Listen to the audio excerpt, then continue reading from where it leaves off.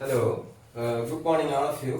നിങ്ങൾക്ക് നീണ്ട ഒരു വെക്കേഷൻ ആയിരുന്നു ഇപ്പോഴുണ്ടായിരുന്നത്. ആ നീണ്ട വെക്കേഷൻ കഴിഞ്ഞ് നമുക്കിനി ക്ലാസ്സിലേക്ക് കടക്കേണ്ടിയിരിക്കുന്നു. ഇപ്പോൾ ക്ലാസ്സിൽ കടക്കേണ്ടിയിരിക്കുന്നു എന്ന് പറയുമ്പോൾ വളരെ കൂടുതൽ ശ്രദ്ധിച്ച്, ഈ സാഹചര്യത്തിൽ വളരെ കൂടുതൽ ശ്രദ്ധ കൊടുത്ത് വേണം നമ്മൾ മുമ്പോട്ട് പോകാൻ. നിങ്ങൾ ഫസ്റ്റ് ഇയറിലെ ബിസിനസ് സ്റ്റഡീസ് നന്നായി എഴുതി കാണുമെന്ന് വിചാരിക്കുകയാണ്.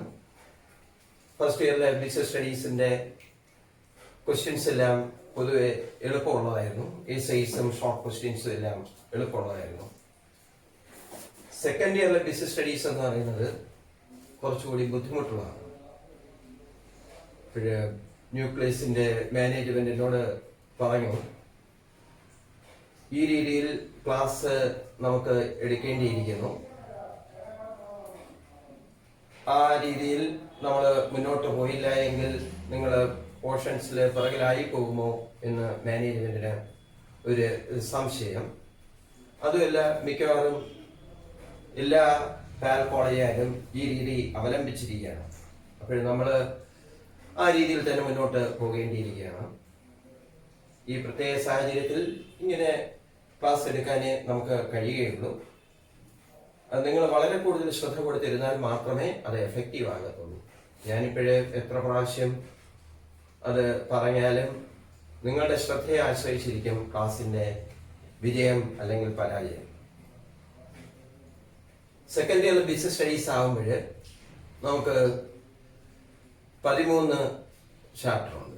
ഫസ്റ്റ് ഇയറിലെ ബിസിനസ് സ്റ്റഡീസിൽ നമുക്ക് 12 ചാപ്റ്ററാണ് ഉണ്ടായിരുന്നത്. അപ്പോൾ ഒരു ചാപ്റ്റർ അധികമായിട്ട് വന്നിരിക്കുകയാണ്. പിന്നീട് ഈ സാഹചര്യത്തിൽ ഈ ചാപ്റ്ററിന്റെ എണ്ണം ചിലപ്പോൾ കുറച്ച് എന്ന് വരും. ഇപ്പോൾ 13 ചാപ്റ്റർ എന്നുള്ളത് ചിലപ്പോൾ കുറയ്ക്കാനുള്ള സാധ്യതയുണ്ട്. ഇന്നത്തെ പത്രത്തിൽ ആ കാര്യം പറഞ്ഞിട്ടുണ്ട്.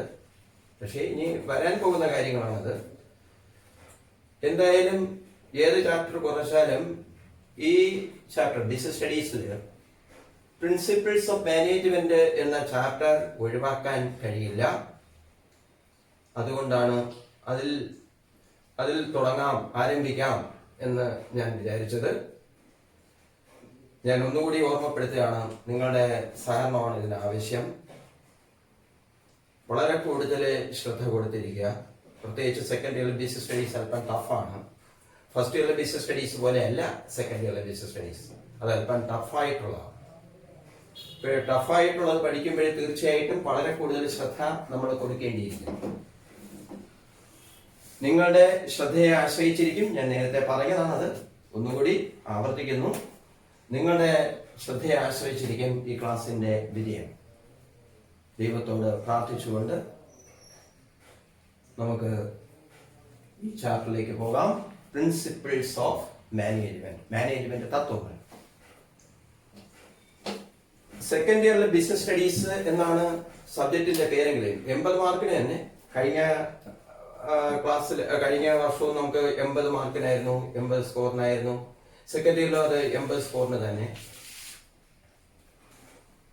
യഥാർത്ഥത്തിൽ ബിസിനസ് സ്റ്റഡീസ് അല്ല, ഇവിടെ മാനേജ്മെന്റ് സ്റ്റഡീസ് ആണ്. അതായത് സെക്കൻഡ് ഇയറിൽ നമ്മൾ പഠിക്കുന്നത് മാനേജ്മെന്റിനെ കുറിച്ചാണ്. How to manage a business firm. The success of business organization always depends upon the management, its management. ഏത് സ്ഥാപനമായാലും ഇപ്പൊ ന്യൂക്ലിയസിന്റെ വിജയം എന്ന് പറയുന്നത് ഏതിനെ ആശ്രയിച്ചിരിക്കുന്നു? തീർച്ചയായിട്ടും അവരുടെ മാനേജ്മെന്റിനെ ആശ്രയിച്ചിരിക്കുന്നു. ഏത് സ്ഥാപനമായാലും ന്യൂക്ലിയസിന്റെ മുൻവശത്ത് നിങ്ങൾ കണ്ടിട്ടുണ്ട് ഒരു ചെറിയ തട്ടുകട. ആ തട്ടുകടയിലും എന്താവശ്യമുണ്ട്?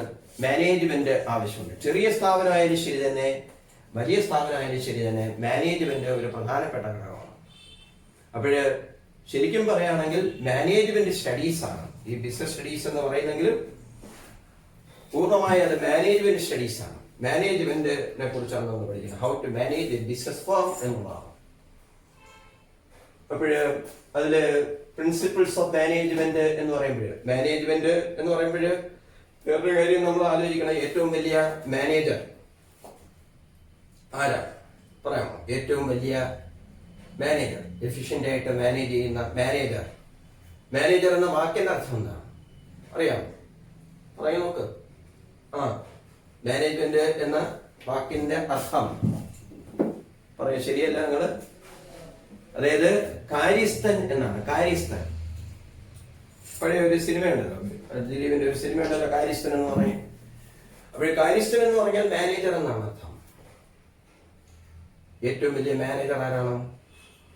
House wife. അതായത് നിങ്ങളുടെ അമ്മയാണ് ഏറ്റവും വലിയ മാനേജർ. നിങ്ങളെ മാനേജ് ചെയ്തുകൊണ്ട് പോകണം.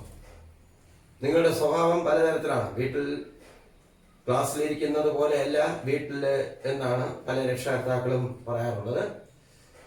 അപ്പോൾ നിങ്ങളെ മാനേജ് ചെയ്തുകൊണ്ട് പോവുക എന്ന് പറയുന്നത് നിങ്ങളുടെ അമ്മയെ സംബന്ധിച്ച് വലിയ ഒരു കാര്യമാണ്. വരവിനനുസരിച്ച് ചെലവ് ചെയ്യണം. നിങ്ങളുടെ വീട്ടിലെ വരവ് എത്രത്തോളം ഉണ്ട്, അത് എങ്ങനെ ആ വരവിനനുസരിച്ച് ചെലവ് ചെയ്യാം, ഇത് നിങ്ങളുടെ അമ്മയ്ക്കാണ് ഏറ്റവും കൂടുതൽ അറിയാവുന്നത്, നിങ്ങളുടെ അച്ഛനല്ല. അച്ഛന് പ്രാധാന്യമുണ്ട്, പക്ഷേ മാനേജ്മെന്റിൽ പ്രാധാന്യം എന്ന് പറയുന്നത് അമ്മയ്ക്കാണ്. നിങ്ങൾക്ക് രാവിലെ ബ്രേക്ക്ഫാസ്റ്റ്, അതുപോലെ ചായ, ഊണ്, ഇതെല്ലാം, അത്താഴം, ഇതെല്ലാം തയ്യാറാക്കി നിങ്ങളുടെ സ്കൂളിലെ കോളേജിലെ ഫീസ് അതെല്ലാം അഡ്ജസ്റ്റ് ചെയ്ത് വരവിനനുസരിച്ച് അഡ്ജസ്റ്റ് ചെയ്യുക. അങ്ങനെ ഭാരിച്ച ഒരു ജോലിയാണ് നിങ്ങളുടെ അമ്മ ചെയ്യുന്നത്. അപ്പോൾ ഏറ്റവും വലിയ മാനേജർ ഹൗസ് വൈഫാണ്. ഇവിടെ significance of principles of management ആണ് നമ്മൾ ആദ്യം പഠിക്കുന്നത്. എന്താണ് സിഗ്നിഫിക്കൻസ് എന്ന് പറയാൻ അർത്ഥം? എന്താണ്? നിങ്ങൾ കഴിഞ്ഞ വർഷം കേട്ടിട്ടുള്ള വാക്കല്ലേ സിഗ്നിഫിക്കൻസ്? സിഗ്നിഫിക്കൻസ് എന്ന് പറയുമ്പോൾ ഇമ്പോർട്ടൻസ് എന്നാണ്. Importance, significance means importance. Importance of principles of management. Management പ്രിൻസിപ്പിൾസിന്റെ പ്രാധാന്യം എന്താണ്? പലപ്പോഴും പരീക്ഷയ്ക്ക് എക്സാമിന് ചോദിച്ചിട്ടുള്ളതാണ്. ഒന്നാമതായിട്ട് ഹെൽപ്സ് മാനേജേഴ്സ് എന്നാണ് എഴുതിയിരിക്കുന്നത്. Helps managers.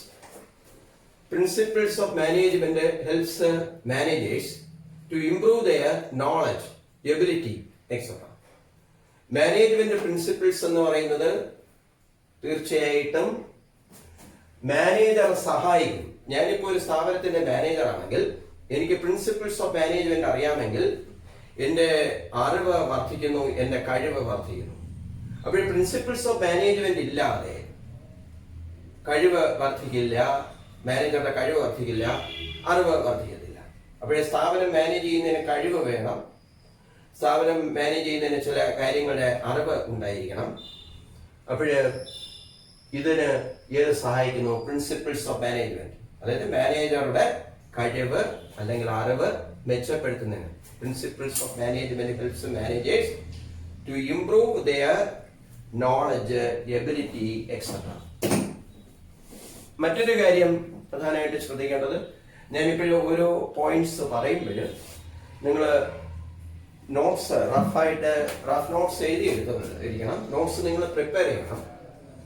നോട്ട്സ് പ്രിപ്പയർ ചെയ്യേണ്ടത് ആവശ്യമാണ്. നിങ്ങളത് പ്രിപ്പയർ ചെയ്യുന്നുണ്ടോ എന്ന് പരിശോധിക്കുന്നതിനുള്ള സംവിധാനം മാനേജ്മെന്റ് ഇവിടെ ചെയ്യുന്നുണ്ട്. അതുകൊണ്ട് ഈ നോട്ട്സിന്റെ കാര്യത്തിൽ നിങ്ങൾ ഈ ക്ലാസ് ശ്രദ്ധിക്കുമ്പോൾ ഒരു പേപ്പർ അല്ലെങ്കിൽ നോട്ട്ബുക്ക് എടുത്ത് നോട്ട്സ് തയ്യാറാക്കുന്നതിൽ കൂടി ശ്രദ്ധ കൊടുക്കുക. എന്തായാലും കഴിഞ്ഞ വർഷത്തെ പോലെ ബേസിക് സ്റ്റഡീസിന്റെ നോട്ട്സ് ബുക്ക് രൂപത്തിൽ നിങ്ങൾക്ക് തരുന്നുണ്ട്. അത് ഇന്ന് ഞാനത് പ്രസിൽ അതിന്റെ കാര്യങ്ങളെ കുറിച്ച് സംസാരിച്ചു. ഒരു ബുക്ക് പ്രിന്റ് ചെയ്ത് ശനിയാഴ്ച തരാമെന്ന് പറഞ്ഞിട്ടുണ്ട്. അപ്പോൾ ബുക്ക് റെഡി ആകുമ്പോൾ അത് നോക്കി പഠിക്കാം. പക്ഷെ ഇപ്പോഴ് വേറൊരു പ്രശ്നമുള്ളത്, നിങ്ങൾ ഈ പറയുന്ന നോട്ട്സ്, അതായത് നോട്ട്സ് സ്വയം തയ്യാറാക്കുക. ഞാനിപ്പോഴും കുറെ കാര്യങ്ങൾ പറയുമ്പോൾ നോട്ട്സ് സ്വയം തയ്യാറാക്കുക. അപ്പോൾ ഹെൽപ്സ് മാനേജേഴ്സ് എന്നുള്ള മനസ്സിലായി. Management principles help managers to improve their knowledge and ability എന്ന് നമുക്ക് പറയാം. Okay, next point, optimum utilisation of resources. Now to run a business organization, certain resources are essential. What are that resources? Human resources, material resources. Human resources are essential. Material resources, physical resources, financial resources. ഇങ്ങനെ ഒരുപാട് resources ആവശ്യമുണ്ട്. ഒരു business സ്ഥാപനം നടത്തിക്കൊണ്ട് പോകണമെങ്കിൽ തീർച്ചയായിട്ടും resources ആവശ്യമുണ്ട്, അതായത് വിഭവങ്ങൾ ആവശ്യമുണ്ട്. ഇപ്പോഴ് ന്യൂക്ലിയസിൽ കാര്യങ്ങൾ മുന്നോട്ട് പോകണമെങ്കിൽ റിസോഴ്സസ് ആവശ്യമുണ്ട്. ഹ്യൂമൻ റിസോഴ്സ് വേണം. ഹ്യൂമൻ റിസോഴ്സ് വേണമെന്ന് പറയാൻ ന്യൂക്ലിയസിനെ സംബന്ധിച്ച് ഹ്യൂമൻ റിസോഴ്സ് എന്ന് പറയുമ്പോൾ ഇവിടുത്തെ അധ്യാപകരാണ് ആര് ഹ്യൂമൻ റിസോഴ്സ് എന്ന് ഉദ്ദേശിക്കുന്നത്. പിന്നെ അതുപോലെ ഫിസിക്കൽ റിസോഴ്സസ്. ഈ ചെറിയ ക്ലാസ് റൂം ആണെങ്കിലും ഇവിടെ 3-4 ജോഡി ഡെസ്കും ബെഞ്ചും ഒക്കെ ഉണ്ട്, നിങ്ങൾക്ക് കാണാൻ കഴിയുന്നില്ലെന്ന് മാത്രം. അത് ഫിസിക്കൽ റിസോഴ്സസ് ആണ്, ഭൗതിക വിഭവങ്ങൾ എന്ന് നമുക്ക് പറയാം. ഈ ബ്ലാക്ക് ബോർഡ്, ക്ലാസ് നടക്കണമെങ്കിൽ ബ്ലാക്ക് ബോർഡ് വേണ്ടിയിരിക്കുന്നു, അത് ഭൗതിക റിസോഴ്സ് ആണ്. അതുപോലെ ചോക്ക് പീസ് വേണം, ഡസ്റ്റർ വേണം, നേരത്തെ ഞാൻ പറഞ്ഞ ഡെസ്ക് വേണം, ബെഞ്ച് വേണം, പിന്നെ നിങ്ങളും വേണം. നിങ്ങളില്ലാതെ കാര്യം നടക്കില്ലല്ലോ. സ്റ്റുഡൻസ് ആണ് ഒരു പാൽ കോളേജിനെ സംബന്ധിച്ച് വിജയം എന്ന് പറയുന്നത്. നിങ്ങളാണ് ഞങ്ങളെ നിലനിർത്തുന്നത്, അത് ഞങ്ങൾക്ക് ബോധ്യമുണ്ട്. അതുകൊണ്ടാണ് ഞങ്ങൾ ഇത്രയും ബുദ്ധിമുട്ടി ക്ലാസ് ഒക്കെ അറേഞ്ച് ചെയ്യുന്നത്. നിങ്ങളുണ്ടെങ്കിൽ മാത്രമേ ഞങ്ങളുള്ളൂ, അത് ഞങ്ങൾക്കറിയാം. മനസ്സിലായില്ലേ? ഇപ്പോഴും നിങ്ങൾ ഫീസും കൊടുക്കേണ്ടിയിരിക്കുന്നു. ഫീസ് ഇല്ലെങ്കിൽ സ്ഥാപനം നടക്കത്തില്ല. അപ്പോൾ ഫിനാൻഷ്യൽ റിസോഴ്സ് എന്ന് പറയുന്ന പ്രധാനപ്പെട്ട ഘടകമാണ്. ഇപ്പൊ ഈ ഓൺലൈൻ ക്ലാസ്സിന്റെ കാര്യമല്ല ഞാൻ പറയുന്നത്, ഫിനാൻഷ്യൽ റിസോഴ്സ് എന്ന് പറയുന്ന പ്രധാനപ്പെട്ട കാര്യമാണ്. അപ്പോൾ ആ റിസോഴ്സസ് ഒക്കെ മാക്സിമം എന്ന് പറഞ്ഞാൽ ലാഭകരമായിട്ട് ഉപയോഗിക്കാം. ഇപ്പോഴൊരു ക്ലാസ് റൂമിൽ 10-25 ജോഡി ഡെസ്കും ബെഞ്ചും ഉണ്ട്, അതിൽ ഇരിക്കാൻ സ്റ്റുഡൻസ് ഇല്ല. ഒരു 5 ജോഡി ഡെസ്ക് ബെഞ്ചിൽ ഇരിക്കാനുള്ള ആളേ ഉള്ളൂ. അപ്പോഴവിടെ റിസോഴ്സസ് വേസ്റ്റ് ആകുന്നു. അങ്ങനെ വരരുത്. അതാണ് ലാഭകരമായിട്ട് റിസോഴ്സസ് ഉപയോഗിക്കണമെന്ന്. ഒരു സ്ഥാപനത്തിൽ ഇപ്പൊ 25 വർക്കേഴ്സ് അവര് നിയമിച്ചിട്ടുണ്ടെന്ന് വിചാരിക്കുക. യഥാർത്ഥത്തിൽ ആ സ്ഥാപനത്തിൽ 20 വർക്കേഴ്സ് മതി. അപ്പോഴ് 5 വർക്കേഴ്സ് എന്ന് പറഞ്ഞ എക്സസ് ആണ്, അധികമാണ്. അപ്പോഴ് അവര് ലാഭകരമായിട്ട് റിസോഴ്സസ് ഉപയോഗിക്കുന്നില്ല എന്നുള്ളതാണ്. അപ്പോൾ മാനേജ്മെന്റ് തത്വങ്ങൾ അറിയാൻ തീർച്ചയായിട്ടും ലാഭകരമായിട്ട് ഫിനാൻഷ്യൽ റിസോഴ്സസും ഫിസിക്കൽ റിസോഴ്സസും ഒക്കെ മെറ്റീരിയൽസും എല്ലാം ഉപയോഗിക്കാൻ കഴിയും എന്നുള്ളതാണ്. അതാണ് ഓപ്റ്റിമം യൂട്ടിലൈസേഷൻ ഓഫ് റിസോഴ്സസ് എന്ന് പറയുന്നത്. മാക്സിമം യൂട്ടിലൈസേഷൻ, ഉപയോഗ്യത ഓഫ് റിസോഴ്സസ്. ഇപ്പോഴും നമുക്ക് എന്ത് പറയാം അവിടെ? The principles of management help managers to utilise the resources such as financial resources, physical resources, etc. economically. ലാഭകരമായിട്ട് റിസോഴ്സസ് ഉപയോഗിക്കുന്നതിന് ഒന്നും വേസ്റ്റ് ആക്കാതെ റിസോഴ്സസ് ഉപയോഗിക്കുന്നതിന് പ്രിൻസിപ്പിൾസ് ഓഫ് മാനേജ്മെന്റ് ആരെ സഹായിക്കുന്നു? മാനേജറെ സഹായിക്കുന്നു. അപ്പോൾ അത് ആ പ്രിൻസിപ്പിൾസ് ഓഫ് മാനേജ്മെന്റ് ഇമ്പോർട്ടൻസ് വരുന്നതാണ്. ആ പറഞ്ഞത് മനസ്സിലായല്ലോ? Optimum utilisation of resources, maximum resources ഉപയോഗിക്കണം. വേസ്റ്റ് ആക്കരുത്. റിസോഴ്സസ് വേസ്റ്റ് ആക്കാതെ ഉപയോഗിക്കണമെങ്കിൽ മാനേജ്മെന്റ് തത്വങ്ങൾ അറിഞ്ഞിരിക്കണം.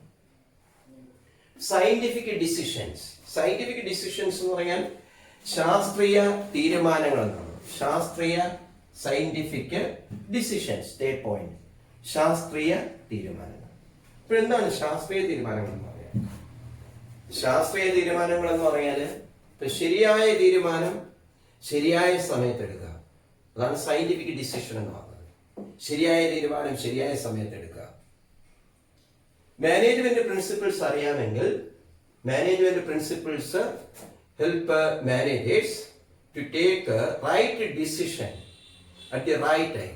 ശരിയായ സമയത്ത് ശരിയായ തീരുമാനം എടുക്കുന്നതിന് മാനേജ്മെന്റ് പ്രിൻസിപ്പിൾസ് ആരെ സഹായിക്കുന്നു? മാനേജേഴ്സിനെ സഹായിക്കുന്നു. ഇപ്പോഴും തന്നെ ശരിയായ സമയത്ത് ശരിയായ തീരുമാനം എടുക്കുന്നു എന്ന് പറഞ്ഞാൽ ഇപ്പോഴ് നിങ്ങൾക്ക് ക്ലാസ് ഈ രീതിയിൽ തരുന്നു, ഇനി സമയം താമസിച്ചു പോയിക്കൂടാ, അത് മാനേജ്മെന്റ് മനസ്സിലാക്കി. കണ്ട, മാനേജ്മെന്റ് തത്വങ്ങൾ അറിയാവുന്ന വ്യക്തികൾക്ക് ശരിയായ തീരുമാനം ശരിയായ സമയത്ത് എടുക്കുന്നതിന് സഹായകരമാണ് ഇത് മാനേജ്മെന്റ് തത്വങ്ങൾ. നമ്മുടെ മുൻ പ്രസിഡന്റ് അബ്ദുൽ കലാം ആസാദ് തന്നെ പ്രസിഡന്റ് ആകണമെന്ന് ആയിരുന്നു. അന്ന് സോണിയാഗാന്ധിയുടെ ആഗ്രഹം. പക്ഷേ രണ്ടാമത് ആ കാര്യം പറഞ്ഞപ്പോൾ അബ്ദുൽ കലാം നിരസിക്കുകയുണ്ടായി. പക്ഷേ ആ സമയത്താണ് മറ്റൊരു വനിതയെ പ്രസിഡന്റ് ആക്കുന്നതിന് സോണിയാഗാന്ധി തീരുമാനിക്കുകയും കോൺഗ്രസ് പാർട്ടി തീരുമാനിക്കുകയും, പക്ഷേ ആ തീരുമാനം എടുത്തതിന് തൊട്ട് പിന്നിൽ അബ്ദുൽ കലാം പറഞ്ഞു, ഞാൻ രണ്ടാമതും പ്രസിഡന്റ് ആകാൻ തയ്യാറാണ്. ഇപ്പോൾ നമുക്ക് ഏറ്റവും വലിയ അറിവുള്ള ആള് തന്നെ സോണിയാജി പറഞ്ഞതാണ്. ഇങ്ങനെ അമൃത പാട്ടീലാണെന്നൊന്നും എനിക്ക് ഓർമ്മയില്ല. അവരെ പ്രസിഡന്റ് ആകുന്നതിന് നമ്മൾ അവരുമായിട്ട് സംസാരിച്ചു. അബ്ദുൽ കലാം അത് ഓക്കെ പറയുകയും ചെയ്തു, പ്രശ്നമില്ല. പക്ഷെ നമുക്ക് അവിടെ ശരിയായ തീരുമാനം ശരിയായ സമയത്ത് എടുക്കാൻ അബ്ദുൽ കലാം ആസാദിന് കഴിഞ്ഞില്ല. അപ്പോഴ് നമ്മള് മാനേജ്മെന്റ് തത്വങ്ങൾ അറിഞ്ഞിരുന്നാൽ ശരിയായ തീരുമാനങ്ങൾ ശരിയായ സമയത്ത് എടുക്കാൻ കഴിയും എന്നാണ് പറയുന്നത്. ഒരു സയന്റിഫിക് ഡിസിഷൻ നിങ്ങൾക്ക് മനസ്സിലായി, ശാസ്ത്രീയ തീരുമാനങ്ങൾ. Next we can go to changing environment requirements. Changing environment requirements, മാറി വരുന്ന പരിസ്ഥിതി ആവശ്യകതകൾ എന്നുള്ളതാണ്. ചേഞ്ചിങ് എൻവയോൺമെന്റ് റിക്വയർമെന്റ്സ്, മാറി വരുന്ന പരിസ്ഥിതി ആവശ്യകതകൾ. എന്താണ് ഈ ചേഞ്ചിങ് എൻവയോൺമെന്റ് റിക്വയർമെന്റ്സ് എന്ന് പറയുന്നത്? അതായത് മാനേജ്മെന്റ് പ്രിൻസിപ്പിൾസ് എന്ന് പറയുന്നത് they are flexible in accordance with the changing environment. മാറി വരുന്ന സാഹചര്യം അനുസരിച്ച് മാനേജ്മെന്റ് തത്വങ്ങൾ ഫ്ലെക്സിബിൾ ആയിരിക്കുന്നു എന്നുള്ളതാണ്. അതായത് ചില മാനേജ്മെന്റ് തത്വങ്ങളുണ്ട്, അത് ഫ്ലെക്സിബിൾ ആയിരിക്കുന്നു. ഇപ്പൊ റോഡിലൂടെ നമ്മൾ ഡ്രൈവ് ചെയ്യുന്നു, റൈറ്റ് സൈഡിലൂടെ മാത്രമേ ഓവർടേക്ക് ചെയ്യാവൂ എന്നാണ് നിയമം. പക്ഷെ ആ നിയമം നമ്മൾ മുറുകെ പിടിച്ചുകൊണ്ട് ചില സമയത്ത് പോയി കഴിഞ്ഞാൽ നമുക്ക് ആക്സിഡന്റ് ഉണ്ടാകാനുള്ള സാധ്യതയുണ്ട്. എന്ന് പറഞ്ഞാൽ ഞാൻ ട്രാഫിക് നിയമങ്ങൾ വയലേറ്റ് ചെയ്യണം എന്നുള്ളതല്ല പറയുന്നത്. ട്രാഫിക് നിയമങ്ങൾ നമ്മൾ അനുസരിച്ച് തന്നെ മുമ്പോട്ട് പോകണം. പക്ഷെ ചില സമയത്ത് നമുക്ക് ലെഫ്റ്റ് സൈഡിലൂടെ ഓവർടേക്ക് ചെയ്യേണ്ടി വന്നേക്കാം. അങ്ങനെ ചെയ്യരുത്, ചിലപ്പോഴും ചെയ്യേണ്ടി വന്നേക്കാം. അപ്പോഴ് റോഡിലെ കാര്യങ്ങൾ മാനേജ് ചെയ്യുന്നതിന് കണ്ടില്ലേ, മാറി വരുന്ന സാഹചര്യം അനുസരിച്ച് മാറ്റം വരുത്താൻ പറ്റണം എന്നുള്ളതാണ്.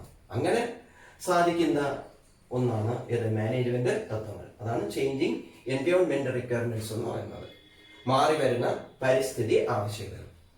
പ്രിൻസിപ്പിൾസ് ഓഫ് മാനേജ്മെന്റ് എന്ന് പറയുന്നത് എന്താണ്? They are flexible in accordance with the changing requirements. മാറി വരുന്ന ആവശ്യകതകൾ അനുസരിച്ച് മാറ്റം വരുത്താൻ കഴിയുന്നതാണ് ഇത് മാനേജ്മെന്റ് തത്വങ്ങൾ. സിഗ്നിഫിക്കൻസിൽ വരുന്ന ഒരു കാര്യമാണ്. Then social responsibility. Management principles help to follow, help to accept.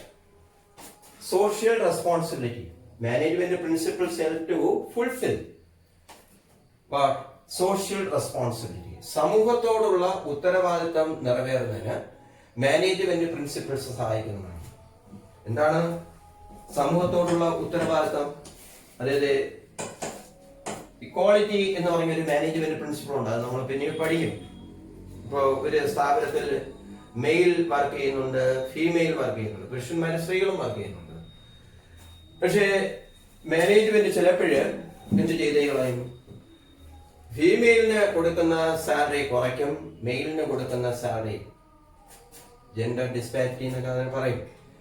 അപ്പോഴേ പുരുഷന്മാർക്ക് കൂടുതൽ സാലറി കൊടുക്കുന്നു, സ്ത്രീകൾക്ക് അതേ ജോലി ചെയ്ത സ്ത്രീകൾക്ക് കുറച്ച് സാലറി കൊടുക്കുന്നു.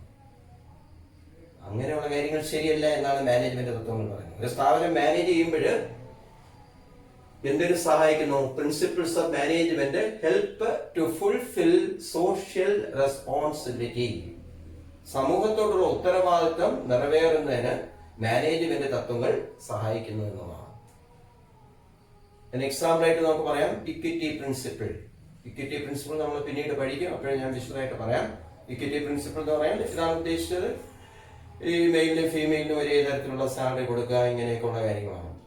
ഒരു മാനേജ്മെന്റ് പ്രിൻസിപ്പിൾ എന്തിനു സഹായിക്കുന്നു? സാമൂഹിക ഉത്തരവാദിത്തം നിറവേറുന്നതിന് സഹായിക്കുന്നു. അപ്പോൾ 5 കാര്യങ്ങളാണ് ഞാനിവിടെ പറയുന്നത്. ഫസ്റ്റ് ഇയറിലെ ബേസിക് സ്റ്റഡീസ് പോലെ അത്ര എളുപ്പമല്ല കാര്യങ്ങൾ എന്ന് നിങ്ങൾക്ക് മനസ്സിലായി കാണും. ഈ 5 കാര്യങ്ങൾ സിഗ്നിഫിക്കൻസ് ഓഫ് മാനേജ്മെന്റിൽ വരുന്നതാണ്. ഇനി നമുക്ക് പഠിക്കാനുള്ളത് nature of principles of management ആണ്. Nature of the principles of management. Management പ്രിൻസിപ്പിൾസിന്റെ നേച്ചർ അല്ലെങ്കിൽ ക്യാരക്ടറിസ്റ്റിക്സ്, ഫീച്ചേഴ്സ്, ആ നേച്ചർ എന്താണ്? നേച്ചറിൽ പ്രധാനമായിട്ട് നമ്മൾ മനസ്സിലാക്കേണ്ടത് യൂണിവേഴ്സൽ ആപ്ലിക്കേഷൻ എന്നുള്ളതാണ്. Management principles are applicable to the whole world എന്നുള്ളതാണ്. മാനേജ്മെന്റ് പ്രിൻസിപ്പിൾസ് എന്ന് പറയുന്നത് ആപ്ലിക്കബിൾ ആണ് ലോകം മൊത്തം. അതായത് കേരളത്തിലെ മാനേജ്മെന്റ്, കേരളത്തിലെ കാര്യങ്ങൾ മാനേജ് ചെയ്യുന്ന ആരാണ്? നമ്മുടെ ചീഫ് മിനിസ്റ്റർ. ഭാരതത്തിന്റെ, ഇന്ത്യയുടെ കാര്യങ്ങൾ മാനേജ് ചെയ്യുന്ന ആരാണ്? നമ്മുടെ പ്രൈം മിനിസ്റ്റർ. ഇതുപോലെ ഓരോ രാജ്യങ്ങളും, അമേരിക്കയില്, ജപ്പാനില്, ചൈനയില് ഓരോ കാര്യങ്ങൾ മാനേജ് ചെയ്യുക. അപ്പോഴേ മാനേജ്മെന്റ് തത്വങ്ങൾ എന്ന് പറയുന്നത് അതിന് ആഗോളപരമായ സ്വീകാര്യതയാണുള്ളത്. ഇന്ത്യയിൽ മാത്രമല്ല മാനേജ്മെന്റ് തത്വങ്ങൾക്ക്, അല്ലെങ്കിൽ കേരളത്തിൽ മാത്രമല്ല മാനേജ്മെന്റ് തത്വങ്ങൾക്ക് സ്വീകാര്യത ഉള്ളത്, ആഗോളപരമായ സ്വീകാര്യത. ലോകം എല്ലാം മാനേജ്മെന്റ് തത്വങ്ങൾ അംഗീകരിച്ചിരിക്കുന്നു എന്നുള്ളതാണ്.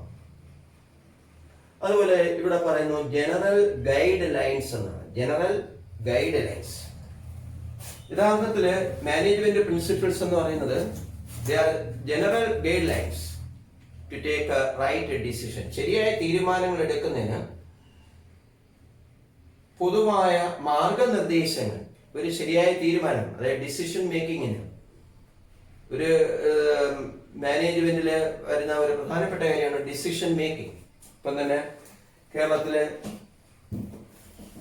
ആരോഗ്യ രക്ഷാ പ്രവർത്തനങ്ങൾ മാനേജ് ചെയ്യുക, ഡിസിഷൻ മേക്കിംഗ്. നമ്മുടെ ആരോഗ്യ വകുപ്പ്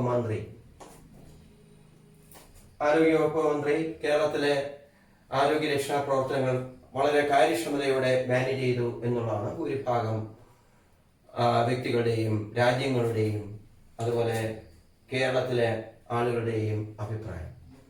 അപ്പോഴേ മാനേജ്മെന്റ് തത്വങ്ങൾ ശരിയായ രീതിയിൽ തീരുമാനങ്ങൾ എടുക്കുന്നതിന് സഹായകരമാണ് എന്നുള്ളതാണ്. ശരിയായ തീരുമാനം എടുക്കുന്നതിന് ഏത് മാർഗനിർദ്ദേശം നൽകുന്നു? മാനേജ്മെന്റ് തത്വങ്ങൾ മാർഗനിർദ്ദേശം നൽകുന്നു. Principles of management provide general guide lines four decision making. തീരുമാനങ്ങൾ എടുക്കുന്നതിന് ഗൈഡ് ലൈൻസ്, മാർഗനിർദ്ദേശങ്ങൾ ഏത് നൽകുന്നു? പ്രിൻസിപ്പിൾസ് ഓഫ് മാനേജ്മെന്റ് നൽകുന്നു. അത് മാനേജ്മെന്റ് പ്രിൻസിപ്പിളിന്റെ ഒരു സ്വഭാവമായിട്ട് നമുക്ക് പറയാം. ഇപ്പൊ യൂണിവേഴ്സൽ ആപ്ലിക്കേഷൻ മനസ്സിലായല്ലോ, ആഗോള സ്വീകാര്യത. Management principles R accepted by the whole world. They are universally applicable എന്നുള്ളതാണ്. മാനേജ്മെന്റ് പ്രിൻസിപ്പിൾസ് എന്ന് പറയുന്നത് ആഗോള സ്വീകാര്യത ഉള്ളതാണ്. General guidelines, management principles help four decision making. They are general guidelines for decision making. പൊതുവായ ഗൈഡ് ലൈൻസ്, മാർഗനിർദ്ദേശങ്ങൾ നൽകുന്നു തീരുമാനങ്ങൾ എടുക്കുന്നതിന്. രണ്ട് കാര്യങ്ങൾ നമ്മൾ മനസ്സിലാക്കി. തേർഡ് പോയിന്റ് ഫ്ലെക്സിബിൾ എന്നുള്ളതാണ്. ഈ ഫ്ലെക്സിബിൾ എന്നുള്ള ഈ പോയിന്റില് നമ്മൾ ഓർക്കേണ്ടത് നാലാമത്തെ പോയിന്റില് ചേഞ്ചിങ് എൻവയോൺമെന്റ് റിക്വയർമെന്റ്സ്, അതിൽ പറഞ്ഞ കാര്യം തന്നെയാണ് ഫ്ലെക്സിബിൾ എന്ന പോയിന്റിലും വരുന്നത്. മാനേജ്മെന്റ് പ്രിൻസിപ്പിൾസ് എന്ന് പറയുന്നത്, മാനേജ്മെന്റ് പ്രിൻസിപ്പിൾസിന്റെ ഒരു സ്വഭാവം എന്ന് പറയുന്നത് എന്താണ്? They are flexible in accordance with the changing environment. നേരത്തെ പറഞ്ഞ കാര്യം തന്നെ. അതായത് മാനേജ്മെന്റ് പ്രിൻസിപ്പിൾസ് എന്ന് പറയുന്നത് ഫ്ലെക്സിബിൾ ആണ്. മാറി വരുന്ന സാഹചര്യം അനുസരിച്ച് മാറ്റം വരുത്താൻ പറ്റിയതാണ് മാനേജ്മെന്റ് തത്വങ്ങൾ. They are flexible in accordance with the changing requirements. മനസ്സിലാവുന്നുണ്ടല്ലോ? നേരത്തെ പറഞ്ഞ അതേ പോയിന്റ് തന്നെയാണ് ഇത്, ചേഞ്ചിങ് എൻവയോൺമെന്റ് റിക്വയർമെന്റ്സ്. ഓവർടേക്ക് ചെയ്യുന്ന കാര്യം ഞാൻ പറയില്ലേ, അത് തന്നെയാണ് ഇവിടെ പറയുന്നത്. മാനേജ്മെന്റ് പ്രിൻസിപ്പിൾസ് എന്ന് പറയുന്നത് ഫ്ലെക്സിബിൾ ആണ്, in accordance with the changing environment. Mainly behavioural, പ്രധാനമായി ബിഹേവിയറൽ എന്ന് പറയാൻ അവിടെ ഉദ്ദേശിച്ചത് ബിഹേവ് ചെയ്യുക എന്ന് പറയാൻ പെരുമാറ്റം എന്നുള്ളതാണ്. എന്ന് പറഞ്ഞാൽ ഇവിടെ ഉദ്ദേശിക്കുന്നതാണ് management principles are aimed to influence whom? influence the behavior of a people, behavior of a human being. They are aimed at influencing human behavior. മനുഷ്യന്റെ സ്വഭാവത്തെ സ്വാധീനിക്കണം. അതായത് മനുഷ്യന്റെ സ്വഭാവത്തെ സ്വാധീനിക്കുക എന്ന് പറഞ്ഞാൽ പലതരത്തിലുള്ള ആളുകളാണ് എവിടെ ജോലി ചെയ്യുന്നത്, ഒരു സ്ഥാപനത്തിൽ ജോലി ചെയ്യുന്നത്. ഇവരെല്ലാവരെയും ഒന്നിച്ചു കൊണ്ടുപോകുക എന്ന് പറയുന്നത് ബുദ്ധിമുട്ടുള്ള ഒരു കാര്യമാണ്. അതായത് മാനേജ്മെന്റ് തത്വങ്ങളുടെ ലക്ഷ്യം എന്ന് പറയുന്നത് ഏത് സ്വഭാവത്തിലുള്ള ആളുകളെയും സ്വാധീനിക്കുന്നതായിരിക്കണം ഇത് മാനേജ്മെന്റ് പ്രിൻസിപ്പിൾസ് എന്നുള്ളതാണ്. ഇവിടെ മാനേജ്മെന്റ് പ്രിൻസിപ്പിൾസ് ബിഹേവിയറൽ ആണ്, അതായത് പെരുമാറ്റത്തെ സ്വാധീനിക്കുന്ന ഒന്നാണ്. ഇപ്പൊ തന്നെ കോവിഡിന്റെ കാര്യങ്ങള്, അസുഖം മാനേജ് ചെയ്യുന്നതിന് മാസ്ക് ധരിക്കണം, അതുപോലെ പൊതുസ്ഥലത്ത് തുപ്പുന്നത് നിർത്തണം. ആളുകൾ പല വിധത്തിലുള്ളവരാണ് അല്ലേ. അതായത് ഞാനിപ്പോഴ് മാസ്ക് ഇവിടെ ടേബിളിന് മുന്നിൽ ഇരിപ്പുണ്ട്. നിങ്ങളോട് ഞാനിപ്പോൾ സംസാരിക്കുന്നതിന് മുമ്പ് മാസ്ക് വെച്ചിട്ട് സംസാരിക്കും. ഇവിടെ നമ്മൾ പുറത്തോട്ട് ഇറങ്ങുമ്പോൾ അല്ലെങ്കിൽ മറ്റുള്ള ആളുകളുമായിട്ട് സംസാരിക്കുമ്പോൾ തീർച്ചയായിട്ടും നമ്മൾ മാസ്ക് ഉപയോഗിക്കേണ്ടത് ആവശ്യമാണ്. പക്ഷേ ഇത് എത്ര പേര് അനുസരിക്കുന്നുണ്ട്? നല്ല മാസ്ക് പുറത്തോട്ട് ഇറങ്ങിയാലും റോഡിലൊക്കെ നിൽക്കുന്ന ചിലര് മാസ്ക് ഇല്ലാതെ പോകുന്നത് നമുക്ക് കാണാം. അപ്പോഴെങ്ങനെ മാനേജ് ചെയ്യാൻ പറ്റും?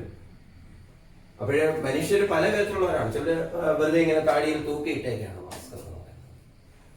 അതുപോലെ പൊതു സ്ഥലത്ത് തുപ്പരുത് എന്നാണ് പറഞ്ഞത്.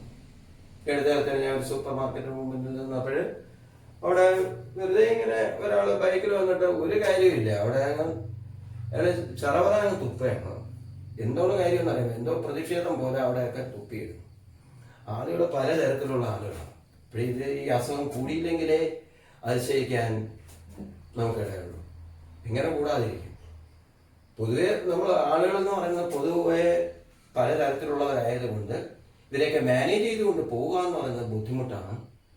അങ്ങനെ മനുഷ്യന്റെ സ്വഭാവത്തെ സ്വാധീനിക്കുന്ന തരത്തിലാണ് മാനേജ്മെന്റ് പ്രിൻസിപ്പിൾസ് എഴുതി വെച്ചിരിക്കുന്നത് എന്നാണ് ഇവിടെ പറയുന്നത്.